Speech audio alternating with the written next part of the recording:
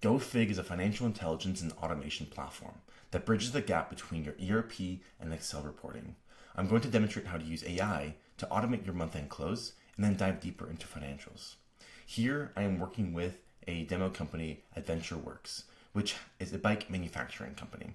Here we have their annualized financials, and when we go into the monthly income statement, we see that we have actuals up until November 2025, but we need to update this for December actuals. So what we're going to do is we're going to create a new spreadsheet that contains the data with data up to December. Now, normally you might have to hire a financial analyst who does this on a monthly basis, who pulls data down from the ERP and updates it into the Excel workbook, and this is a whole process. We're going to automate this entirely using GoFig.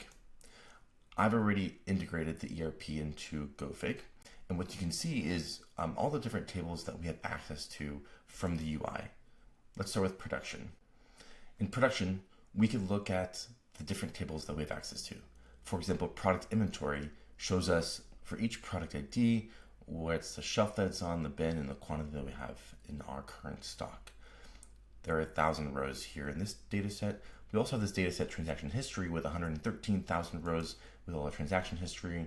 When we look at this, we can look at for every transaction ID, what product ID was impacted, the reference order ID, and the number of quantity that was sold, and the actual cost of that.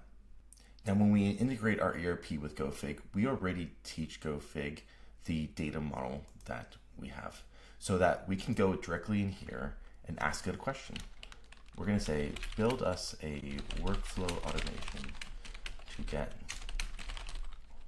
monthly cash flow and expense. Our AI agent Celeste will create the workflow that we asked it to create, and we can access it here.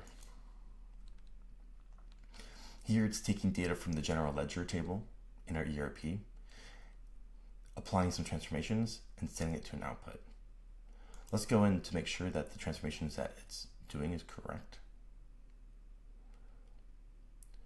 Has fiscal month, account name, and amount.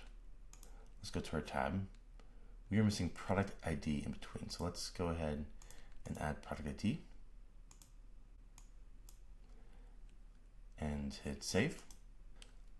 Lastly, let's make sure we can export this to the spreadsheet. So let's select the Excel spreadsheet, copy and paste the URL, and select the P&L export tab. Okay, and then we'll hit run. When the job completes, we can go back to the Excel spreadsheet and we'll see that it updated it, the tab, the P&L export tab, with the latest data. It also created this new tab that contains details of the run. So we have the link to the workflow that we just created, the last time that it ran, which is 6:11 a.m. on January 6th. And also you'll see that it's not scheduled right now, but if we wanted to, we can go back and actually schedule the workflow to run on a recurring schedule. For example, by hitting the settings tab, we can set the schedule to run on a daily basis, an hourly basis, a weekly or monthly basis. Let's do weekly on Mondays at 7 a.m. We'll send an email to myself and we'll give a short message. And we'll add a link and hit save. That means next Monday at 7 a.m., it's going to run this workflow and update that spreadsheet. Now let's go to the monthly income statement and let us refresh all the tabs. And now we get December data, just like that. All of our actuals are updated and our forecasts is also updated based on the actuals we have here. So that is how we update our pro forma.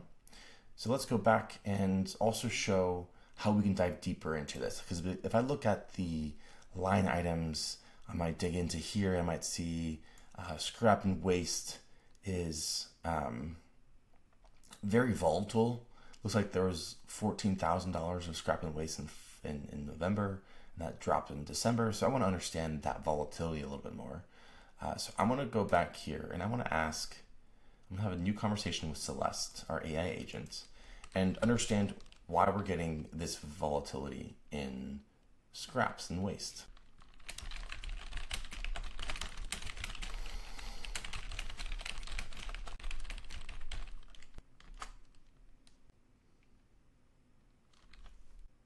Here it shows the top 10 products with a product ID and product name that have been wasted.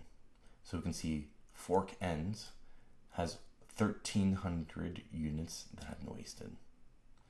That's quite alarming, and so I'm going to dig deeper.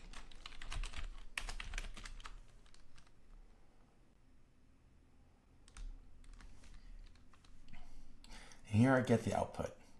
I can look at the top 3 reasons for every product. So let's go back to the top product, Fork Ends. They had 1,300 total units wasted. The main reason why these products were scrapped was because the paint process failed. 719 units were wasted because of that. We also have thermoform temperature was too low, trim length too short. I explained some other units. For seat stays, the primer process failed. For this product, for BP ball bearing, the trim length was too long, explains the bulk of those wasted products, and so on. So I can now see all the different reasons for the top products that have been wasted. This is very insightful, but let's take this to the operations team, because we want to reduce waste going forward. So let's see. Let's make a plan.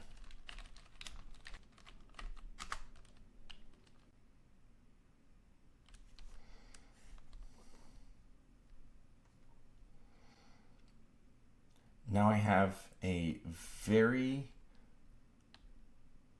tailored training plan based on the actual data that we are seeing in our ERP that I can bring to my plant managers to actually implement solutions to mitigate scrap going forward. I can copy this, put it into my Google Doc, print it out, and share it with the team. Share it in an email. And we can monitor scrap reasons going forward in a dashboard like this. We can look at quantity wasted over time, share this with the team, and make sure that we can continue to monitor this to ensure that scrap continues to go down. As you can see, with GoFig, you can get data out of your ERP into Excel spreadsheets where your team actually uses it, while still keeping the dashboards that your team love to keep track of all your key metrics and to keep the team aligned on what the goals are in the organization. If you want to try GoFig, you can go ahead and start a 14-day free trial right now with no credit card, or you can contact us to get a personalized demo.